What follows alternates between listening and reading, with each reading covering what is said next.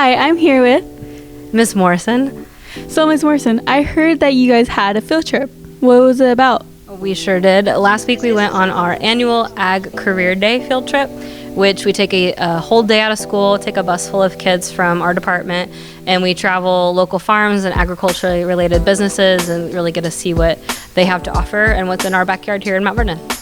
So how many students could have gone? Well, we could take a whole bus load, so technically 45 to 50, but this year we took 33 students on the trip.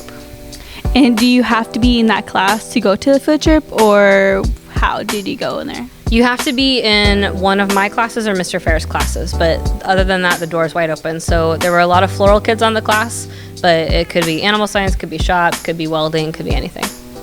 So where were the different groups of the field trip?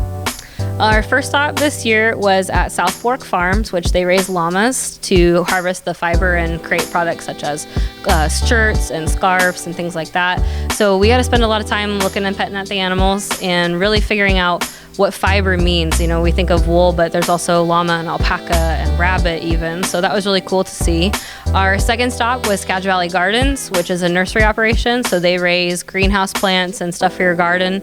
We got to tour their greenhouse facility where they're growing currently like geraniums and hanging basket plants. And then we got kind of some free time to shop around and see what was at the nursery.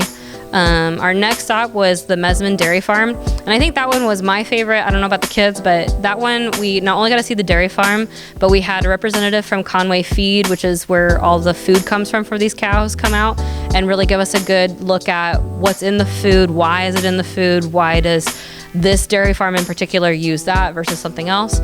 We also had Dr. Waltner from Puget Sound Veterinary Group come out. He's their vet on hand and talk about birthing care, because right now it's birthing season, so we have a lot of new baby calves on the ground. So what problems we look for, what's good, what's bad. And then we also had a representative from De La Val Manufacturing, which is the company that makes the robotic milking system. So at Mesman Dairy, there are no people involved in milking the cows whatsoever. The cows get to choose when they want to come in and get milked. The machine reads that cow and uses lasers and other robotic technology to hook itself up to the milking system. So that was really interesting to see.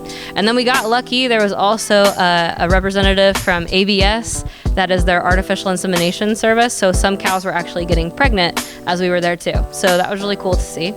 And then our last stop of the day was the WSU Research Center out on the west side. We got lunch there, and the Skagitonians to Preserve Farmland came and spoke about what farmland looks like in our valley, what they're doing to protect it so we don't have a lot of buildings go up. And then we also got a tour of the lab and facilities and what current research is being done. So there was really cool research being done on a potato virus that we got to see. They actually kind of did a practice round of collecting data, and we got to see some of that scientific equipment being used. So I thought that was really cool. Thank you very much.